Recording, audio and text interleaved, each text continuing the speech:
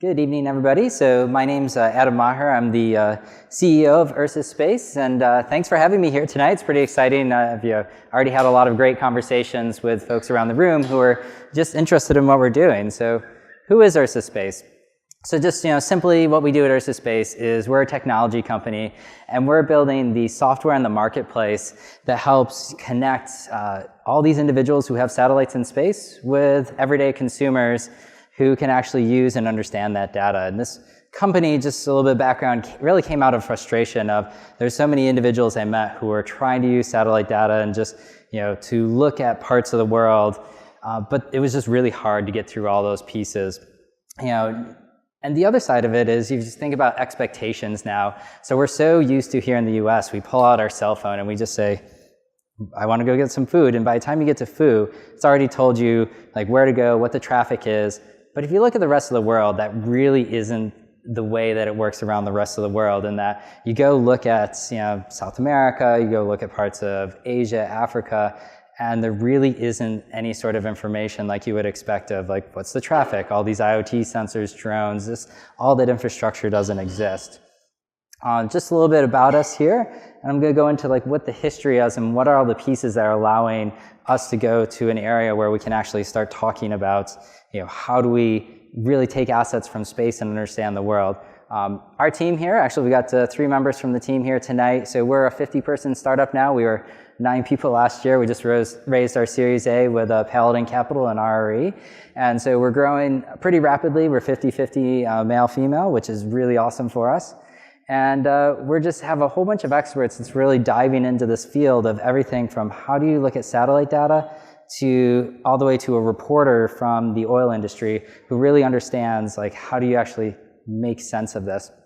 And so where this is coming from is there's basically 3 main factors that are coming together right now. So the first one is there's a huge increase in alternative data. So for an investment so any sort of investor to actually try to get some sort of edge, alpha, understand the trend of what's going on, and be competitive, you need really basically very specific and very detailed alternative data sets. And so when we go out and do the market research, especially if you look in the financial market, so 50% of these companies are already finding new and interesting things of how to use these alternative data sets. 90% of the folks who are using this are seeing increased returns. In fact, like one of the customers I talked to, he basically said every individual on their trading floor has a different alternative data set that they're using to really understand the world. The other thing that's going on is this really increased use of what I call geospatial data is really an emerging alternative data set. So we've heard about drones, there's satellites, there's IoT sensors. And so if you think about it this way, Google, they basically mapped the internet. You think about Facebook, they mapped social media. And so now what's happening when we start thinking about all these drones, satellites, we're really starting to understand the world around us from a physical object standpoint. And so these are all coming in, so you're starting to understand where's an object in your supply chain, is there going to be a delay? The third element for us is space is really exploding right now. And so there's been an amazing investment recently in space, everything from new launch vehicles to small satellites. There's literally billions of dollars right now being spent into the space environment. And I love the chart earlier on like the defense acquisition process, because what's happening right now is a number of companies have really thrown that out the window and said, we can get into space not through this traditional DoD aspect, but actually do it in a much newer business model. So you bring all that together, and I kind of want to go through a little bit of history here in that we've got hardware. So now we've got hardware, we've got individuals who are starting to understand how to use this data. But maybe let's back up a little bit of time in history. And this slide, I've actually spent an entire lecture just on this one slide before. And just give you a little bit of history of the remote sensing world. So if we go back all the way back to Sputnik, originally when Sputnik went up, there is this idea that you could then understand where everything on the world was. And so this is really the formation of DARPA and ARPA. It was actually ARPA before it was DARPA. And so you go through this, and it's really interesting because we build a satellite, and so there's Corona, there's Landsat, but when they put up Landsat, they realized actually what was happening was they had to print out, they were basically printing out representations of the images that Landsat was taking. And so one of the key inventions that they built the satellite first, and then they had to build the color monitor to actually look at the data from this satellite, which is, and you start to see this actually, this is a bit of a trend that's happened here. As you go through the history, is people built these satellites, and then someone, either a law changed or someone built a new piece of software to start looking at it. So for example, people built the satellites in 1992 that are the basis of Google Earth. It wasn't until 2001 that you really started seeing personal GPS, Google Earth, actually using the data from that hardware. And so we're kind of in the same thing right now, is you've had this huge influx of all these new satellites, everything from, so PhoneSat was, the birth of what's a company called Planet Labs. Google bought this other company called Skybox, now Terabella. And so you really have this general acceptance of how to move forward. And this is just really, and so now you think about this accelerating. So, for the 10 years prior, there was 643 satellites in backlog. Today, there's 672 satellites. So there's a 10x increase in these number of satellites coming up. And so really, the newest thing, the piece that we're really looking at that's key to putting all this together is actually looking at how do you look at the computer side of this and process, so now if you think about, there's 10x the number of satellites. I've heard some good speeches from folks who've talked about if the government used their traditional models right now, they would have to hire something like 3 million people to actually look at all those images. And so this is why, new advances in machine learning, computer vision are just so important here, because now you have this idea here of, we have all these new satellites coming in. All these other data sets that these industries are already using are super important, because what they do is they create this base that allows us to compare what are we seeing on the Earth to, an IoT sensor. So it doesn't, you can't really train it without having, in a country like the US, where we have great sensors, we can look at that and we can understand this is the traffic, this is what's, what it means. And you can actually start applying that into the dark places of the world where you don't have the same visibility as you would here in the United States. And so you can go through this and now you can say, hey, I've taken, how do I, satellites, machine learning, alternative data sets with experts. And so that's why I actually mentioned we have folks like reporters and energy analysts on our team, and that we can take and actually properly train a model. It's like, it's like a kid, you have to properly train it, you can't just let it go on its own, to really actually get to some sort of interesting insight. And so what I'll do here is I'll just take you through a little bit of an example here of, one of the examples that we did of how do we actually look at the crude oil supply chain and understand what are the impacts to the market from that. So just a little bit of background. So one of the key things that we do that's a little bit different than others is part of what I was starting out with this company is I was sitting in the room and everyone was looking at, hey, I want to go understand what the trading is over in a port in Europe. And so they were trying to do this with optical satellite imagery, and so us, we're in New York City, so we realized that basically from October to March, we don't really see the sun. And so a satellite that is use optical imaging, they just see clouds like this. And so you can imagine that there are a number of the key ports around the world. It can be 50, 60 days in between actually seeing the sun. What we did is we looked and we said, hey, one of the new, within that satellite industry, one of the new sets of sensors that's really becoming available and has a huge amount of impact is radar. And so the cool thing with radar is we see through clouds, we see at night. And so you can imagine here, you can start actually building a reliable data set. And so this is a data set that, if you're a trader, you can actually know they're going to deliver, they're going to get that image just the same as they would have gotten it from, some sort of sensor on that tank. And now, oh, by the way, you can go look at somewhere that you may not have access to that sensor. So actually that one on the right, that's Ningbo, China. And so that was, all sorts of really interesting things, everything from strategic oil supplies, airports in there. And so just to give you a little bit of background of the process that we do here is, so we start over here and we have, today we have the world's largest network of radar satellites. So we have over 15 satellites that we have access to. We bring them into our single platform and we make this, standardized such that, what we can do is we can then go, we pick a number of locations around the world and we actually, take an image of that place. And then we have, those systems will take a measurement of what that object means. But just taking a measurement, for example, this is a crude oil storage tank, actually didn't really matter. I mean, one of our big experiences was our first time putting a product out, we actually went to market and we said, hey, here's how full every oil storage tank in Singapore is, and here's where all the ships are. And everyone looked at it and said, we know there's something interesting in there, but we have no idea what it is. Because what was happening here is there wasn't context to it. And so one of the hugely important things that we've really learned here is we learned that just having satellite data wasn't enough. We actually had to, look at all the other developments in everything from web scraping, natural language processing, to just experts in the field to actually understand and bring in what was the context around that. And so even when we brought in the context, the next step that we've learned a lot here, and how do we build this new, we're really building a new data set that people haven't seen, is we really think about what was the user experience. I mean, this is something, actually, if we go to the talk before, you think about where a lot of this comes from. A lot of this comes from government, DoD world. A lot of these are very, they're very sophisticated users, they're very smart, they're used to, they have all the little technical pieces, and so user experience wasn't necessarily, top of the mind there. It was like, hey, what's the data?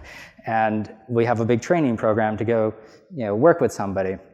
Versus when we try to bring this type of technology to the commercial world, we actually had to understand what is the trend and what does that mean and what's the user experience, so that the average person who doesn't have the advantage of a DoD's big training program can really see where things are going. And so, for example, just this is one of the images we do in Dalian, China.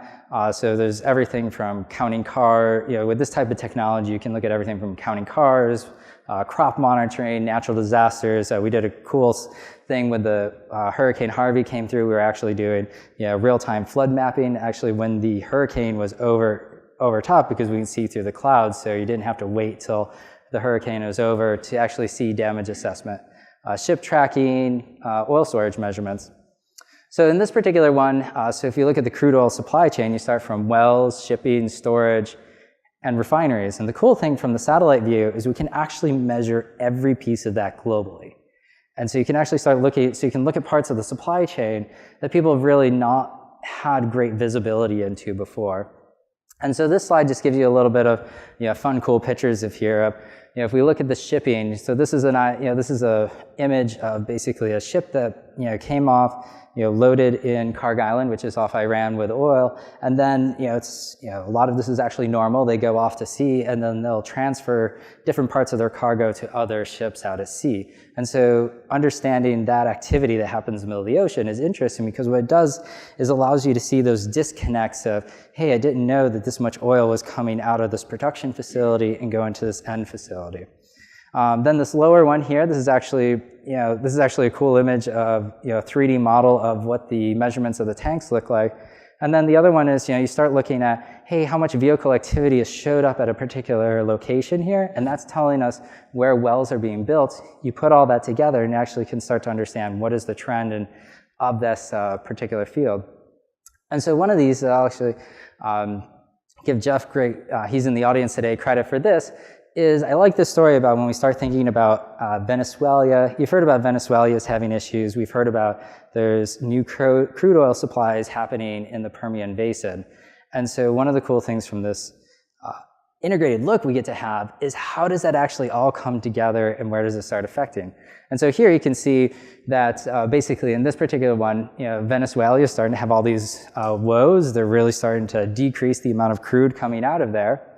But at the same time, if we look in what's happening in the Caribbeans here, is so that where that oil goes is it goes to the Caribbeans, and that's where it gets mixed in with other sets of oil around the world. And so what we have here is, we have the Caribbeans coming down, but Gulf Coast, the exports from the U.S. are ramping up. And so it's really cool being able, when you can start seeing the inventories that's in the Caribbeans plus the shipping, and you bring that all together, this is the type of worldviews we can start seeing. We can start seeing these parts of the world that no one's ever seen before, and understand, weeks in advance, how is that going to change your view on the market, or even years in advance, because now you're starting to see, construction that is happening in these particular areas. So thank you, everybody, and I think we have a few minutes for questions.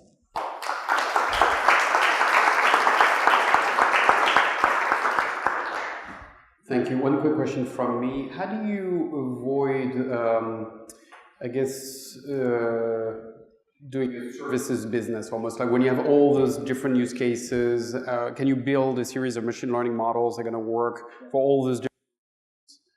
Yeah, so basically on the back end, what we've done here is, in reality, the majority of the back technical piece, whether we're talking about measuring crude oil or measuring car activity, is actually all very much the same.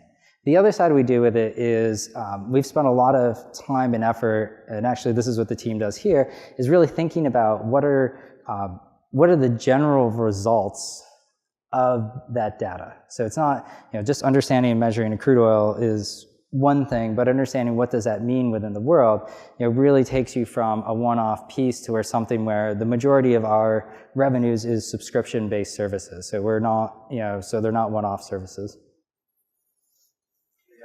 Yes. So you mentioned you're looking for experts in the field to know a little bit more about the operations, more insight, and how you use your data. Yep. I saw a global supply chain for oil. Yeah. Have you considered arbitrage opportunities using that data for commodity trading? Oh yeah.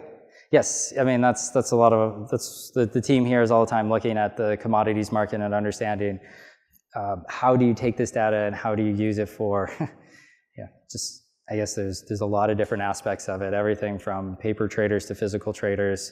I mean, we have a number of our customers really look at this and they will make different decisions in how they physically move oil around the world based on this type of data. Hey, yeah, great presentation. So as you analyze the data, obviously it's coming in, the ML algorithms are running, and then you're trying to predict and assess what the status of the resources or whatever else is there. Yeah. Are you just validating that in any other manner? Like, are you taking in some other data as well and confirming? And what's the confidence rate on that? Or yeah, so what we do is we basically, so for example, with the crude oil measurements, we validate that pretty much every week against other measurement sets. So there is, so for example, in the US, there is measurements that come out of Cushing, Oklahoma, and we look at our data every week and we validate that we're, A, we're very close to it, and B, we're actually predicting that, we're predicting that a couple days ahead of when it typically comes out, and that's what the oil trade, a lot of the oil markets trade on that particular data. So this is, and for us, we typically have to have, years of data can be required in terms of backtesting data to say, yes, these are accurate, these are reliable enough to use. I mean, I think, we're upper 90% on predictions for the, a couple days in advance of those markets. Yeah. Thanks, Adam. Are there any risks or concerns about sovereign state interests trying to censor some of the data that you're collecting? It's interesting that you were showing satellite images from China. Yeah, so one of the things that we do is we use satellites, and so satellites tend to be, those are regulated under international law, so we avoid a lot of the pitfalls of, the intricate web of drone laws that are drone and GIS law, or geospatial laws that are happening around the world. The second thing that we do is, in terms of our satellite network and partner network that we use, we have the satellite partners we use are from all over the world, and we have partners from Europe to Asia, North America that we use, South America that we use data from, and so what that allows us to do is if there's, we can hop from country to country depending on if there's some sort of, conflict with, that's, certain, a lot of these satellites still have a lot of government uses, and so sometimes there'll be, situations where one country is like, we can't get access to that country, so we have a network that allows us to move to another satellite.